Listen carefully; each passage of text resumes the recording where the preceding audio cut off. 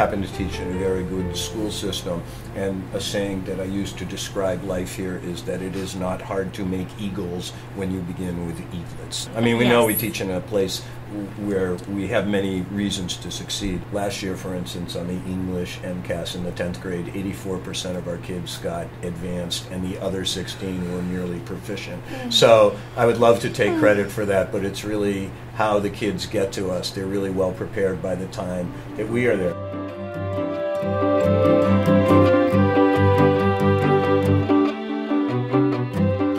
There are a lot of initiatives which I think are all well-meaning, but they all seem to be happening at once. And so as teachers, it's important for us to remember that the kid in the classroom is really what our focus should be. And I think we're trying to do too much and not necessarily do it well, versus picking less and doing less but doing it better.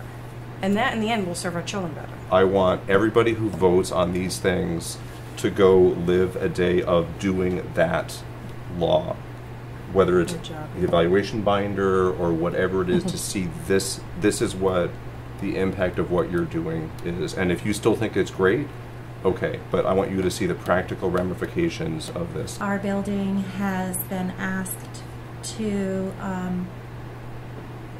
provide evidence for every single one of our categories, and we have seven of them here in Dover and Sherborn. And several subcategories. And several subcategories within the categories, and then on top of that we have our professional, we have our team goal, and we have our student learning goal, where we also need to put in our evidence.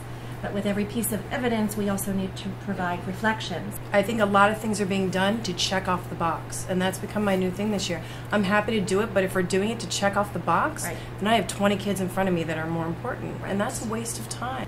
We have a new administrator who came in and is really, doing a fabulous job, and I think that at this point in the year she now realizes, you know what, maybe we've gone a little bit too far. I wish that when they being the people who want to make changes, wanted to change things, that instead of going to people in business, I would like them to start with us rather than to end with us. And I would like to have them see us not as part of the problem, but part of the solution.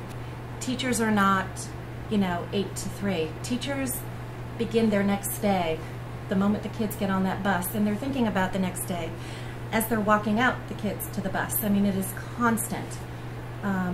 In order to do it right, you have to do it all the time, and it's learning to keep the balance. And I think that's the struggle as teachers I think we feel now, is that we are putting in so much time and effort to take care of what the kids need, but at the same time as teachers we are being expected to prove what we're doing through the data, through the reports, through the paperwork.